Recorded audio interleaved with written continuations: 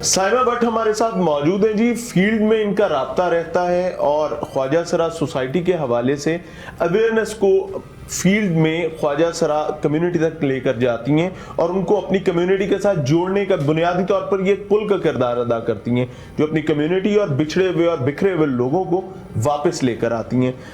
क्या क्या मसाइल देखने पड़ते हैं जब ख़ास तौर पर ख्वाजा सरा कम्युनिटी के पास तालीम नहीं होती, रियासत की छत नहीं होती, घर जो है फैमिली साथ नहीं चल रही होती, मसाइल बेतहाशा होते हैं और फिर गुमराही भी कहीं ना कहीं नज़र आती है।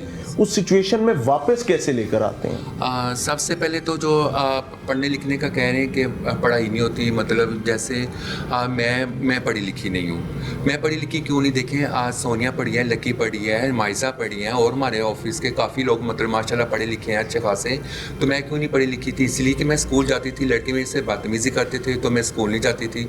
मैं छुप के पार्क में किसी में बैठी रहती थी। जब टाइम होता था तो मैं घर चली जाती थी। घर वाले को 1 दिन हुआ, 2 दिन हुआ, 3 दिन हुए, कुछ ना कुछ दिन के बाद फ़ौरन ही उन्होंने मेरा एक्शन ले लिया कि ये पढ़ने क्यों नहीं आ रही, क्या मसला है, क्या नहीं। तो मेरे घर वालों ने मुझे पूछा कि आप पढ़ने क्यों नहीं जाते, क्या मसला है? तो फिर मैंने, जब मुझे काफ़ी डांट पड़ी तो फिर मैंने घर वालों को बताया कि वो लड़के मेरे साथ बदतमीज़ी करते हैं, मुझे खुसरा खुसरा कहते हैं, मेरे कपड़े उतार देते हैं, तो मैं स्कूल में इसलिए नहीं जाती। तो इसलिए नहीं हम पढ़े लिखे। जब ये चीज़ों का सामना करना पड़ता है तो मेरा दिल करता है। अब मैं बिल्कुल नहीं पढ़ी लिखी। अब मैंने ख्वाजा सरा सोसाइटी में इतनी तालीम ली है कि मैं इंग्लिश में बात भी ज़्यादा नहीं, थोड़ी बहुत ही बात कर सकती हूँ, अपना नाम इंग्लिश में लिख सकती हूँ। मैं कहीं जाती हूँ तो मैं बड़े बड़े जो पोस्टर बैनर लगे होते हैं वो पढ़ लेती हूँ।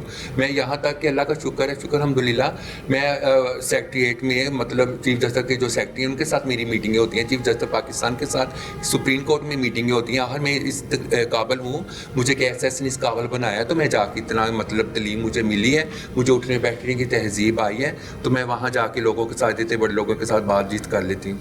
नाज़रीन, मैं इनकी बात को काटूंगा। मैं अपने आप को इनके मुकाबले में आज एक बहुत छोटा इंसान समझ रहा हूँ। उसकी वजह यह है कि ये वो कम्युनिटी है जिनको डे 1 से मसाइल का सामना रहा। किसी साइड से ठंडी हवा नहीं आई। ना रियासत ने माँ होने का सबूत दिया, ना पेरेंट्स उस तरह से साथ चल सके जैसे वो अपने बेटे या बेटी के साथ चलते हैं। इनको अकेला छोड़ा गया। आज अपने लिए लड़ने के बाद ये अपनी कम्युनिटी के लिए खड़े हुए। और मैं आज के इस शो को टीम लाहौर पूछता है का एक प्राइड समझता हूं। उसकी वजह यह है कि हम उन अजीम लोगों के लिए बात करें जो इस मुआशरे का एक चेहरा है और मुआशरे ने हमेशा इस चेहरे को ढांपने की कोशिश की है। आगे चलेंगे, हमारे साथ और भी ख्वाजा सरा मौजूद हैं। उम्र में भी बड़े हैं, तजर्बे में भी बड़े हैं और चीजों को ज्यादा गहराई में देख रखा होगा। कितना मुश्किल होता है इस मुआशरे को फेस करना?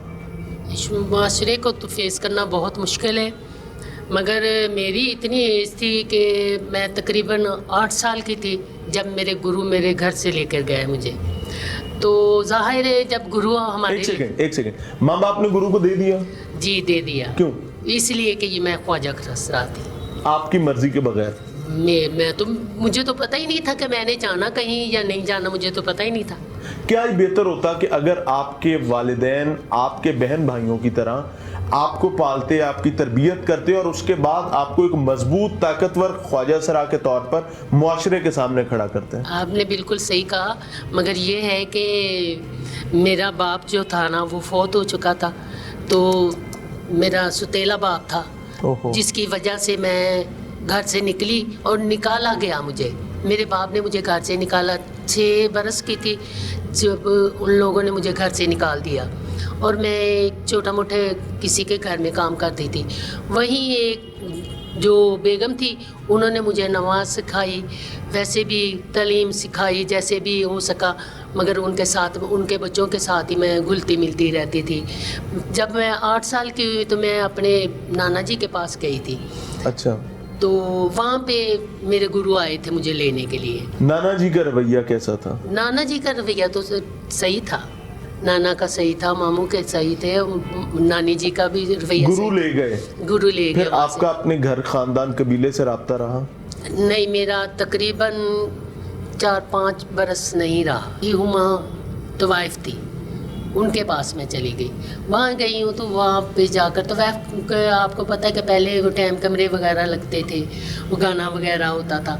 तो मैं वैसे घर से जब गई थी तो मुझे किसी ने कहा था कि वहाँ पे ना क्लबों में डांस होता ख्वाजा सरा का, कराची में।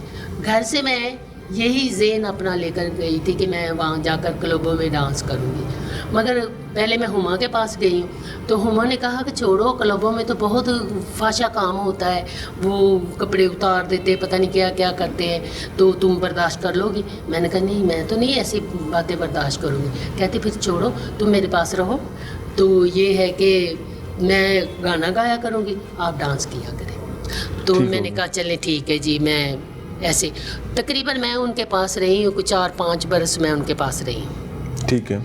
वहाँ से वहीं कोठे पर? हाँ, कोठे पे डांस करती थी, वहीं वो गाना गाती थी, मैं डांस करती थी। और वहाँ पे एक मुझे उस्ताद मिले, उस्ताद ताले खां उनका नाम था, और मैं क्लासिकल की उनकी शागिर्द हुई। तकरीबन मुझे मेरा ख्याल में पूरा 1 माह भी नहीं हुआ था जब उनकी डेथ हो गई। पूरा मुकम्मल मैं मसल के अपनी हाँ तालीम हासिल नहीं कर सकी, जो भी मसल के मुझे करनी चाहिए थी वो नहीं हो सकी। वहाँ से फिर मैं जब लाहौर आई हूँ, फिर मैं वापस आई हूँ तो एक यहाँ पे एक डेरा था ख्वाजा सरा का, मैं उनके साथ फिर वही अपना काम जो पहले था मेरा, गुरु चेला और वो सारा वही सिस्टम, वही फिर जाने लग गई। वहाँ से एक मुझे सहेली ऐसी मिली, वो मुझे कहने लगी कि चलो आओ हम चलते हैं मेला देखने। मैंने कहा कहाँ? कहती है बरी इमाम का मेला देखने चलते हैं। मैंने कहा चले ठीक है। कहती कपड़े कुछ साथ ले लेना। मैंने कहा कपड़े क्या करने हैं, हमने मेला देखना, वापस आ जाएंगे। कहती नहीं नहीं ले लेना। वो मुझे ले गई थिएटर में। ठीक है। थिएटर, ओपन थिएटर लगते थे, ये आलम लोहार, बशीर लोहार, आरिफ लोहार का ये ओपन थिएटर लगते थे, मेलों में लगते थे। मगर वहाँ पे बशीर लोहार के थिएटर में मुझे ले गई। जब वहाँ पे लेकर गई है तो वहाँ उन लोगों ने मुझे पूछा कि आपको गाना आता है? तो मैंने जैसे मजाक तौर पे बात इंसान करता है, मैंने कहा कि आपको पता होना चाहिए गोभी दा लौन ते खुसरे दा गौन दोवें बादी होंदे ने। तो फिर ऐसे हुआ कि वो कहती कोई बात नहीं, आप सुनाए। जो भी हुआ फिर मैंने सुनाया उनको। उन्होंने कहा कि आप बहुत काम अच्छा करती हैं, बहुत अच्छा गाती हैं, डांस भी अच्छा कर लेती हैं, तो आप ऐसे कि हमारे साथ काम करें। मैंने कहा चलिए ठीक है। उस शाम को तैयारी करके मैं स्टेज पे गई हूँ। तो पहले दिन मुझे एक रोल मिला मेम का। अच्छा जी। मैं सोचूं कि मैं अब मेम बनूं, क्या पहनूं क्या ना पहनूं, ज़हन में नहीं था इतना। वैसे देखती थी कि आइडिया था थोड़ा सा, वो जैसे भी हो सका उस दौर के जो भी कपड़े वगैरह मेरे पास थे वो मैंने पहने, हेड लिया, हाथ में मैंने पैकेट लिया, हाँ सिगरेट का पैकेट लिया, हाँ सिगरेट लगाया, मेम बन के मैं एंटर हो गई। पब्लिक ने मुझे लाइक किया, बहुत अच्छी भरपूर क्लैप आई। Very good. फिर आस्ता आस्ता ऐसे हुआ कि बाली जट साहबा की मैं शागिर्द हो गई। तो उन्होंने कहा मुझे एक चीज़ बताइए, मैं माज़रत चाहता हूँ, आपकी बात काट रहा हूँ, कि इस तमाम सफ़र में आपकी जनरेशन इन लोगों की जनरेशन से एक स्टेप पीछे है। जो मुश्किल आपने देखी, क्या वही मुश्किल आगे इन तक भी ट्रांसफ़र हुई है?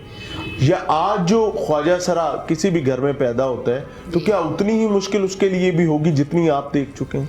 देखें कि मुश्किलें तो सबके लिए बहुत ज़्यादा हैं, मगर मैंने जो मुश्किलें देखी हैं ना, मेरे ज़हन के मुताबिक इन्होंने अगर देखी है ना तो ये ख्वाजा सरा की तरफ ही मसल की मुश्किलें इन लोगों ने देखी होंगी। मगर मैं ख्वाजा सरा होकर एक फ़ीमेल में 25 साल मैंने काम किया और एज ए फीमेल बनकर, और 18 ड्रामे थी। ना पढ़ने के बावजूद, अनपढ़ होने के बावजूद उर्दू ड्रामा, पंजाबी ड्रामा जो भी था मैं उनकी हीरोइन थी। Very good. और फीमेल कौन से ड्रामास थे? हीर रांझा, सोनी महिवाल, सुल्ताना डाकू, कत्ले तमीज़न, नूरे इस्लाम, एक था ड्रामा हमारा, वो अब मेरे ज़हन में नहीं आ रहा, उसमें मैं मसलन कि ज़्यादा सैड करैक्टर करती थी। लैला मजनू जैसे हुआ, इसमें मादर बनती थी मैं। मसले के 18 ऐसे ड्रामे थे कि सस्सी पुन्नू था, उसमें सस्सी बनती थी। Very good. जब मैं सस्सी बनती थी तो लोग लोग तो होते थे ना कि आर्टिफिशियल रोते हैं, मगर मैं रीजनल रोती थी। कुछ ऐसी मेरी फीलिंग आ जाती थी। मैं सोचती थी जब मैं स्टेज पे जाती थी तो मैं सोचती थी कि जब मैं नकल कर के इतनी तकलीफ़ उठा रही हूँ तो जो रीजनल थे उन्होंने पता नहीं कितनी तकलीफ़ उठाई होगी। एक चीज़ बताइए, ख़ानदान का इस तमाम मामले में साथ ना होना कभी याद आती है? जिनको छोड़ के आए, बचपन में ही छोड़ आए, बल्कि छोड़ के आए उन्होंने निकाल दिया, गुरु के हवाले कर दिया कभी? मगर ये है कि उन्होंने मुझे छोड़ तो दिया था मगर मैंने उनको नहीं छोड़ा था।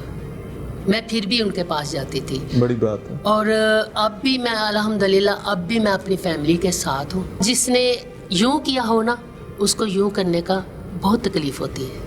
माया वे बोले वे क्यों शर्माया दिया ने रातां नू मैनू नींद ना आवे आजा कोल वे माया वे बोले वे। बूए दिल दे खोल वे क्यों शर्मा आंदियां ने, ये इस मुआशरे के लिए है जी बिल्कुल कि आप अपने दिल के दरवाजे खोलें।